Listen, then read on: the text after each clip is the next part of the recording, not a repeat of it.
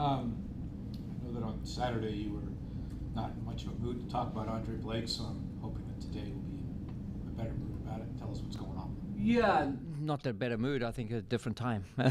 I think I'm in a better mood now, but still the same result.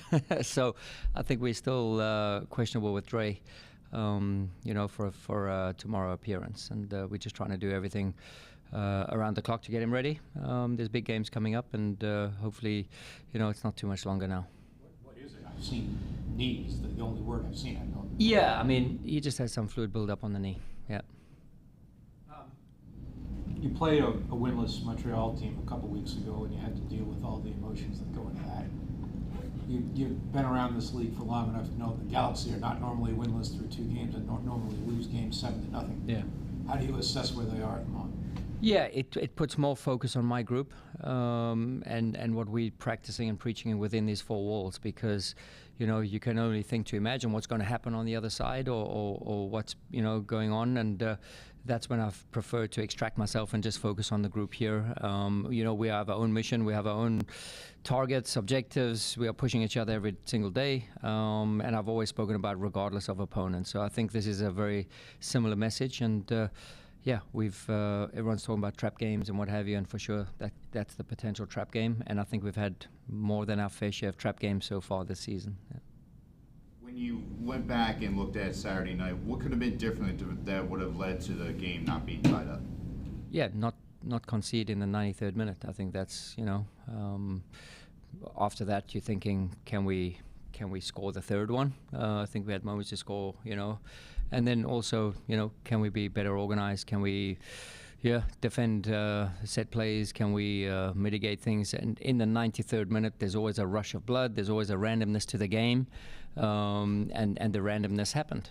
So you can bring out any game plans, tactical pieces of paper, and show whatever. But in the moment, we have to trust everybody, and we've moved on from that. The group's in a good way. We're going to give up set piece goals. We're going to give up goals out of the run of play. It's the cycle of a soccer game, and soccer games are games of mistakes and opportunities for the others. So if we mitigate the big ones, we hope to win the games, and sometimes we might just tie them. So yeah.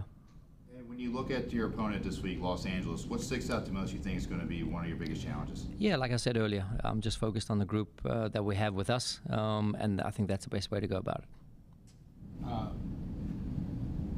What's the timeline for Jan at this point? I realize you get asked every week, but as it relates to how you plan center back rotation for however long. Yeah, I think it's tricky, right? So when you get a guy back from injury who's missed quite some time, what is the normal return to play like? Is it 1 week with training with the guys? Is it 2-3 weeks? So I think we can only start evaluating and assessing when he's getting closer to the group, and doing part 1 of trainings, or being a neutral in training, and then we can get a gauge to see how he's doing with his baseline fitness, how he's doing with the injury, and the mentality part of it is a big thing too. So we haven't got to that point yet. The time the injury happened, I think 6 to 8 weeks is what was said. We all started to do the math and realized that the Miami game might be around the time of when he'd come back, which is a pretty big game to come back to. Is that still a possible target? Yeah, I mean, like I said, we haven't even got to that point where we've seen Jan in training, so I don't even want to start speculating, putting dates, and I'm not qualified in that department to start putting any prognosis on timelines.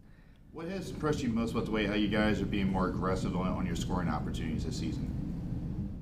Yeah, I think we've been more aggressive from day one, right? So this season we've been who we are, and that's the result thereof, of the way we train, the way we play, the way we're committing, and the trusting part of it. We have to trust that we put in our teammates' ability to find me, or to take the shot himself, or to be in an opportunity, or to present me with a moment, or me, the teammate, with a moment to score a goal. So I think we've needed to be greedy enough when we've taken shots and scored goals from range, and wonderful, spectacular ones. And I think we found a good balance to find the good teammate in a better position and to score those goals as well. So again, I can go on since week 1. This group's amazing. Week 2, this group's amazing. Week whatever we have now, this group's amazing to work with. Yeah. Ty Wagner has played, I think, every game this year in some quantity. He's missed his oblique. I think he had an oblique injury when he hurt his. Sorry, yes, he did. Yeah. He missed.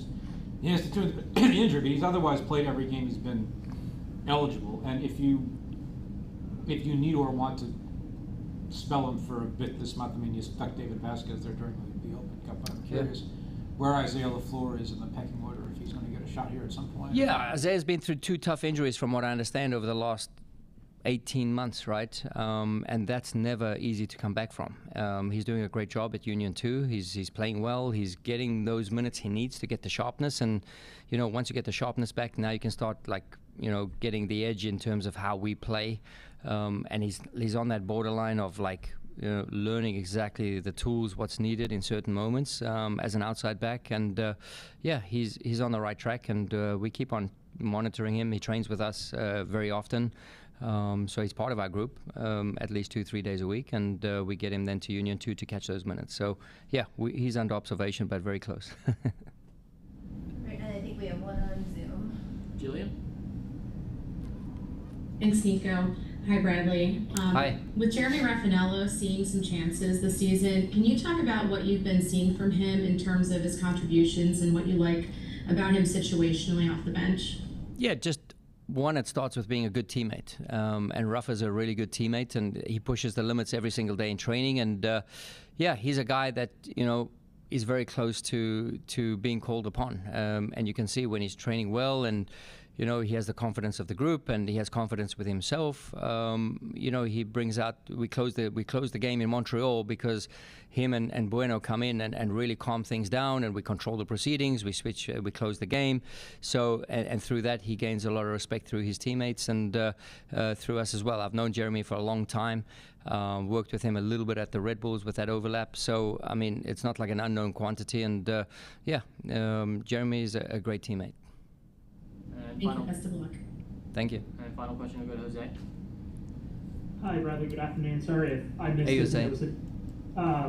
Ben Bender, how is he acclimating? How is he getting used to the group, and how is he doing here in his first just about full week, really, with you all? Yeah, he's shown some good touches in and around the box. Yeah, you can see he has something. What he doesn't have is quite the sharpness and the edge and a little bit of the fitness. So that's what we're trying to work with him now. We do feel he can help us out now through the remainder of the year and maybe thereafter as well. So, yeah, he's got a lot of technical ability. And like I said, he's really clean and tidy in and around the box. So he definitely does bring something to the group. Quite ready for tomorrow, I would think, based on what you're saying, or maybe so? Yeah, I mean, not particularly. I think, you know, as games progress now and get really into the thick of things through May, that we'll start to see, hopefully his levels are up to where we need them to be. Thank you so much. Best of luck. Thank you. Okay. Thank you, Bradley. Thanks, Appreciate it. Thank you.